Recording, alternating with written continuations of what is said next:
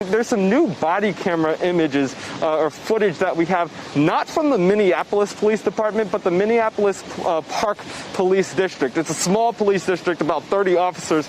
And what you see, it shows us another light, gives us another angle of what we saw happen and the escalation from that initial surveillance video of Mr. Floyd getting out of the car and going up to the wall. And then when you see the officer with the knee on his neck. So there's a gap that's there, but we're starting to get more clues about what happened in between. Andrea? And Shaq, as you were just saying, we do have that video now. It has been heavily redacted by law enforcement officials, so we don't know what is missing, but let's look at what it does show.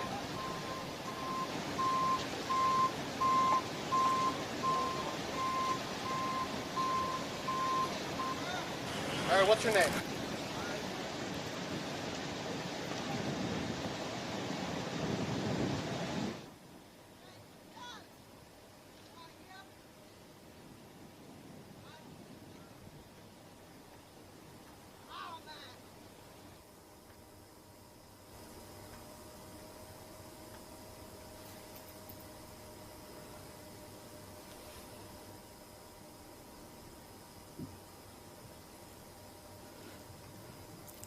And as you can see with those black squares, it is redacted, Shaq, as we're watching it. I don't know if you have the return video.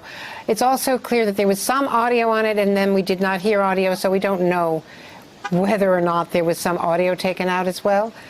But as we've seen, there's very little that we hadn't seen previously between the time he was walked across the street to the time that there was an officer with his knee, on the back of his neck. And as we've seen throughout that, from walking across to when he was down on the ground with his face down, he was cuffed the whole time. Shaq? That's right, Andrea. And something that we actually learned yesterday, separate from this footage, that we just got it in, so we still are going through it. But Officer Chauvin, the officer with his knee in Mr. Floyd's neck, we learned a little bit more information about him. He's a 19-year veteran of the police force. He has been awarded for valor, but he has also had about a dozen police misconduct complaints against him. Those complaints, it is important to note, never led to any disciplinary action. But we are starting to learn more and more. What you hear and continue to hear on the ground from not only protesters but also officials is the call for transparency. They want that body camera footage from the actual officers involved. They want that to be released. You hear also from the police union and from the governor and attorney general. They're also saying they trust the investigation. The investigation, we know, is in the hands of the FBI and state investigators. They trust that investigation to happen. They are asking for time to allow that to happen.